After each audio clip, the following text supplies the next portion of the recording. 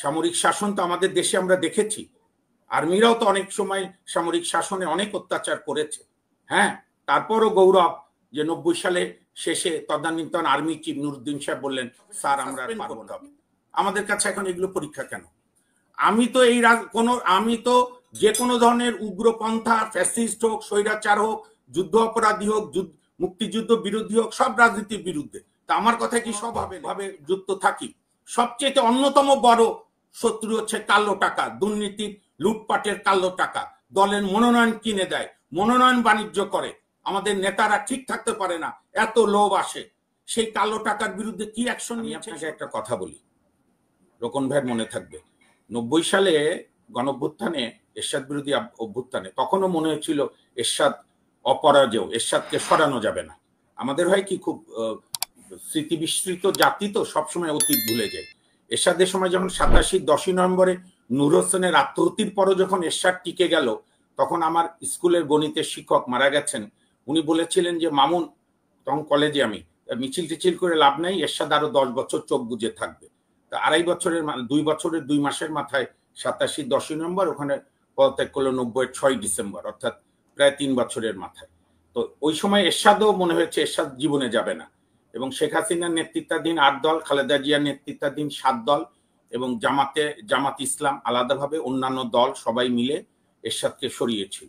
এবং 91 নির্বাচনে আশা করা গিয়েছিল যে আন্দোলনে যারা শক্তি, আওয়ামী লীগ বিএনপির বাইরেও জামাত, অন্যান্য বামপন্থী দল বা অন্যান্য ডানপন্থী দলরা, তারা বিশাল একটা কিছু করবে। এবং এরশাদের জাতীয় পার্টি 82 থেকে 90 যাই অত্যাচার করেছে বা ওই আমলের ফ্যাসিস্ট দল ছিল, কিন্তু 91 নির্বাচনে ম্যাক্সিমাম জেলে ছিল, পালিয়েছিল। এখানে অনেকের গর্ব আছে না যে 5-5টা আসনে যেতে। এরশাদ সাহেব জেলে থেকে 5টা আসনে 91-96-তে জিতেছিল, জেল থেকে বের হয়নি। এবং জাতীয় পার্টি 35টা আসন পেয়েছিল 91-তে। সেদিন থেকে জাতীয় পার্টিকে নিয়ে আওয়ামী লীগ এবং বিএনপি, জামাত সমভাবে কাজে লাগানোর চেষ্টা করেছে।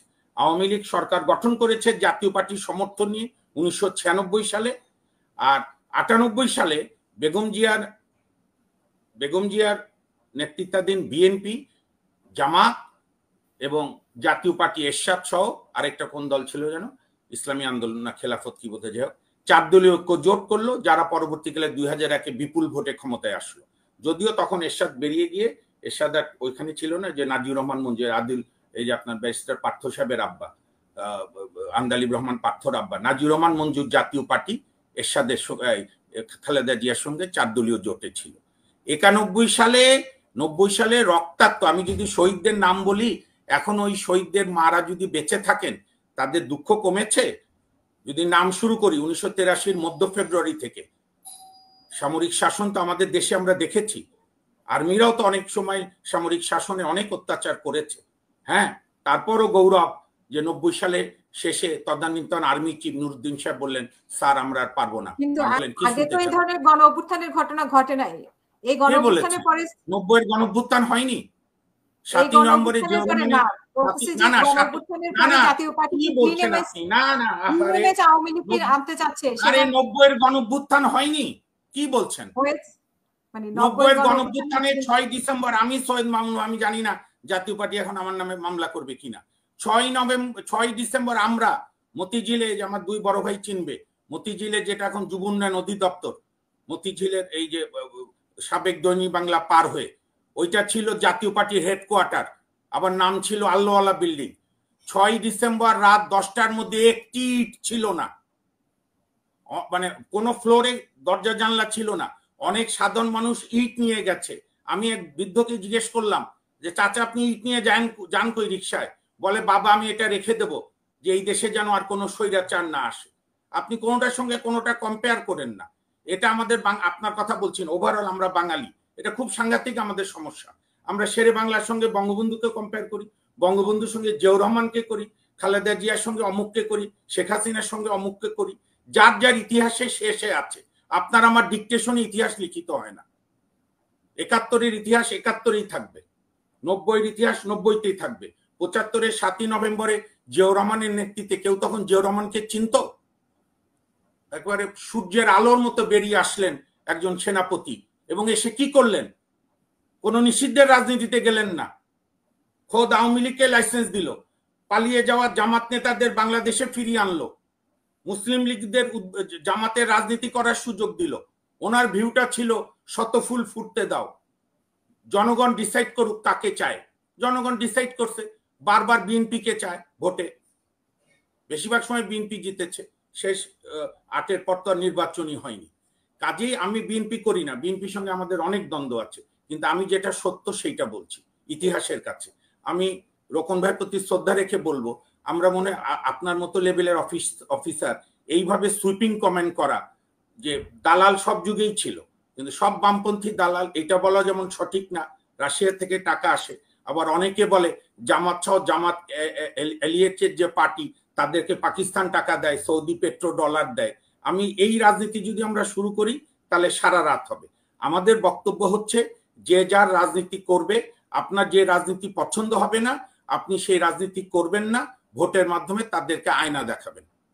এখন মুশকিল হচ্ছে আপনার পছন্দ জাতীয় পার্টি এখন ক্লিন ইমেজ আওয়ামী লীগের সাথে নেবে, এটা এই রাজনীতিকে আপনার আমার তো আমি তো আওয়ামী লীগের ফ্যাসিস্ট আওয়ামী লীগের শাসনামলের বিরুদ্ধে লড়াই করে আমি এবং আমাদের সংগঠন সংবিধান সংগ্রাম কমিটির নেতা শাহ আহমেদ বাদল 2023 সালে জুন মাসে ব্যারিস্টার শেখ ফজলুল তাপসের বিরুদ্ধে কন্টেম্প মামলা করেছি যে আপনি উদ্যত বক্তৃতা দিয়েছেন, আপনার পেশা মানে কি নাম ল প্রফেশন সাসপেন্ড করতে হবে। আমাদের কাছে এখন এগুলো পরীক্ষা কেন? আমি তো যে কোনো ধরনের উগ্রপন্থা, ফ্যাসিস্ট হোক, স্বৈরাচার হোক, যুদ্ধ অপরাধী হোক, মুক্তিযুদ্ধ বিরোধী হোক, সব রাজনীতির বিরুদ্ধে। তা আমার কথা কি সব হবে নাকি? লেট দ্যাট জনগণকে ডিসাইড করতে দেন। কি আমার কি ব্যক্তিগত মতামত জানতে চান বলেন? না, আমি বলছি যে এই যে ক্লিন ইমেজ আওয়ামী লীগকে যেটা সুলেমান ভাই তুলেছেন, আমি ক্লিন ডার্ক বুঝি না। আমি মনে করি আওয়ামী লীগকে দ্রুত রাজনীতিতে ফেরানোর ক্ষেত্রে এই সরকারের বিশাল হাত রয়েছে। আওয়ামী লীগ যে বয়ান দিত, আমি বলছি আওয়ামী লীগ যে বয়ান দিত যে আমরা না ক্ষমতায় না থাকলে মুক্তিযুদ্ধকে অপমান করা হবে, মানুষ দেখছে তাই করা হচ্ছে। মুক্তিযুদ্ধের সময় বঙ্গবন্ধু, মুক্তিযুদ্ধে তাজউদ্দিন, 4 নেতা, মুক্তিযুদ্ধের সেক্টর কমান্ডার 11 জন, মুক্তিযুদ্ধের সেনাপতি এমএজি ওসমানী, 30 লক্ষ শহীদ, 2 লাখ মা বোনের সম্ভ্রম, এগুলো আননেগোশিয়েবল, নন নেগোশিয়েবল, এগুলো আলাদা জিনিস। আপনি আওয়ামী লীগ আমি আমার প্রথম পর্বেই বলেছি মুক্তিযুদ্ধের সবচেয়ে ক্ষতি করেছে আওয়ামী লীগ, সেটার সঙ্গে এইটা না। জনগণ যদি ভোট দেয় আপনাকে, ফ্যাসিস্টদেরকে আপনি কি করবেন?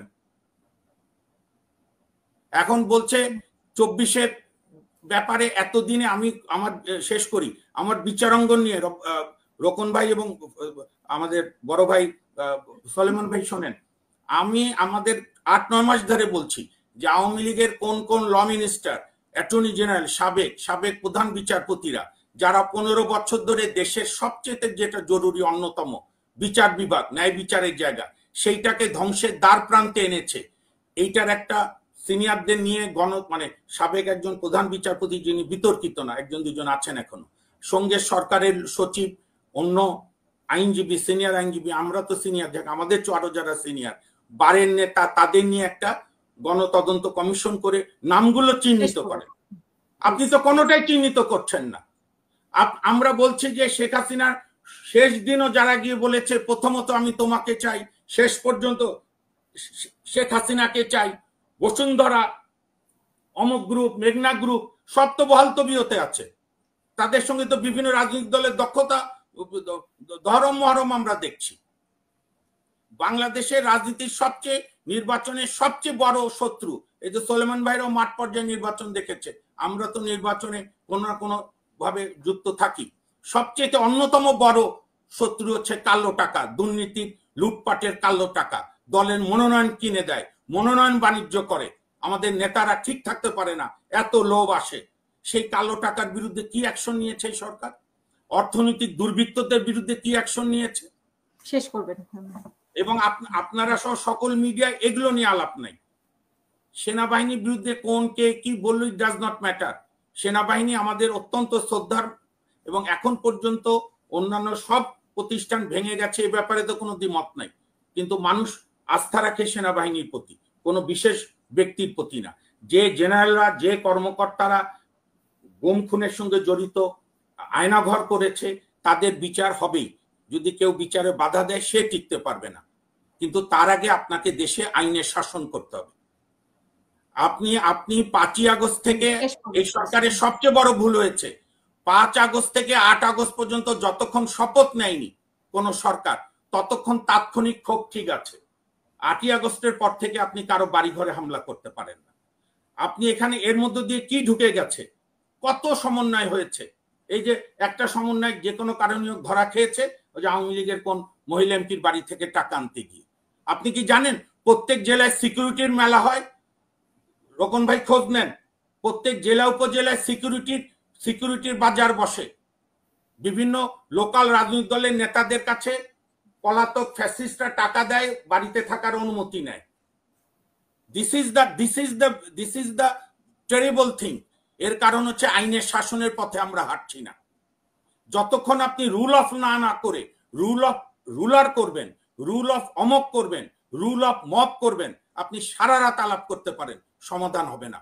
সমাধান আপনাকে রুল অফ ল এর মাধ্যমে হতে হবে। এবং সভ্যতা, আমাদের পবিত্র ধর্ম, অন্যান্য সকল ধর্ম সব জায়গায় বলে ন্যায় বিচার করো, বিচার করতে হবে।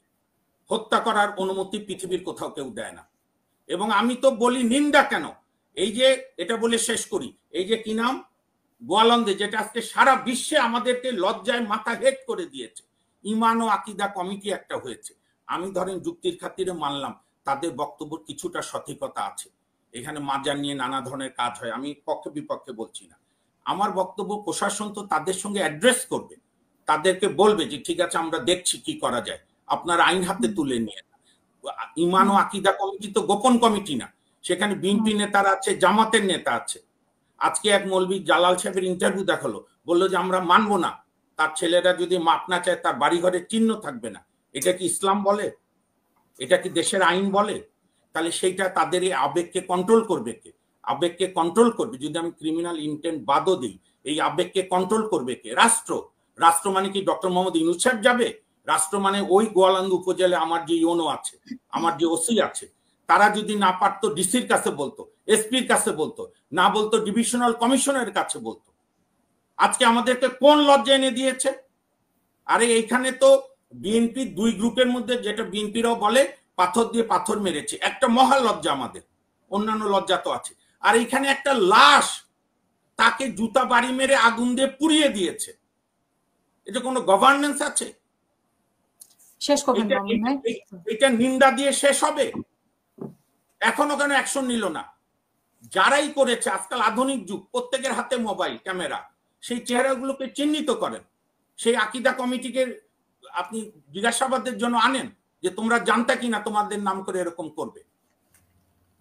এইটা তো তারা গোপনে কিছু করেনি, তারা তো, আমার মনে আছে, আমি এগুলো নুরা পাগলা টাগলা আমি নামও জানতাম না, কি একটা কারণে আমি যেন নিউজ দেখলাম যে তার বাড়ি ওই যে কি কবর আমাদের পবিত্র কাবা শরীফের মতো করছে। আমি অবাক হলাম যে কাবা শরীফের মতো করবে কেন? তো যাই হোক, সেইটাকে তো, কবরটাকে তো নামিয়ে নিচে ভদ্রভাবে দেওয়া যেত। আর সে যে ইসলাম বিরোধী, এটা তো বিচার আল্লাহ করবেন, যার শাস্তি দেবেন আল্লাহ। তাই বলে একটা লাশকে পুড়িয়ে, আমার যে 1000 বছরের সভ্যতা, আমরা পাকিস্তানিদের এত বর্বর বলি, ওই পাকিস্তানিরা তো কোনো লাশকে পোড়ায়নি। ব্রিটিশদের আমরা বলি ব্রিটিশ বেনিয়া, ব্রিটিশরাও তো কোনো, অনেক ধন্যবাদ মামুন ভাই, কোনো তাদের ভাষায় যারা স্বদেশী ছিল, স্বাধীনতা কামী ছিল, তাদেরকে লাশ পোড়ায়নি। আমাদেরকে কতটা মাথা নিচু করে দিয়েছে আমাদের নিজেদের কাছে। এইখানেই ডেমোক্রেটিক গভর্নেন্স দরকার, এইখানেই রুল অফ ল দরকার। আমি এটা বলি, শেষ করছি, আপনি হাজার চেষ্টা করেন, আপনি যদি রুল অফ ল এস্টাবলিশ না করতে পারেন, আপনি একই বৃত্তে ঘুরতে থাকবেন। আর আমাদের প্রিয় সমস্ত প্রতিষ্ঠানের মতো সেনাবাহিনীও বিতর্কে, কারণ রোকন ভাই 30 সেকেন্ড বলতে পারবে ভালো, আমার একটা বিষয় জানার, সেনাবাহিনী কি day to day law and অর্ডারের কোনো ট্রেনিং থাকে তাদের? ল অ্যান্ড অর্ডার তো কখনই তাদের ট্রেনিং থাকে না ন্যাচারালি। আমরা আগে কি দেখেছি, আমি বলি শেষ 10 সেকেন্ড, আমরা ছোটবেলায় দেখেছি আর্মি যখন নামতো সন্ত্রাসীরা ভয়ে কাঁপতো। 2002 সালে বেগম জিয়া একটা স্টেটসম্যানের মতো ভূমিকা নিয়েছিল, যখন কোন অবস্থায় সন্ত্রাস কন্ট্রোল করতে পারছে না নিজের দলেরও, তখন তিনি কাউকে না বলে মন্ত্রিসভার ওর নাম কি, মোবাইল ফোন অফ করে দিয়ে উনি সিদ্ধান্ত দিল যৌথ বাহিনী করো, এবং আর্মি নেতৃত্বে যৌথ বাহিনী অপারেশন ক্লিন হার্ট করে 21 দিনের মধ্যে, এবং যার পরবর্তীতে বেগম জিয়ার বাকি সময় কোনো আইন শৃঙ্খলার অবনতি ছিল না। তো সেই জায়গায় আমরা তো আর্মিকে তাহলে সুযোগ দিচ্ছি না। আমার তো কথা, আর্মি করুক, পুলিশ করুক, চাই সোলেমান ভাইদের মতো রিটায়ার্ড আমলারা করুক, বাংলাদেশের মানুষ চায় তার মতো করে বাসায় থাকবে, সরকার যেন তার গায়ের উপর এসে না পড়ে।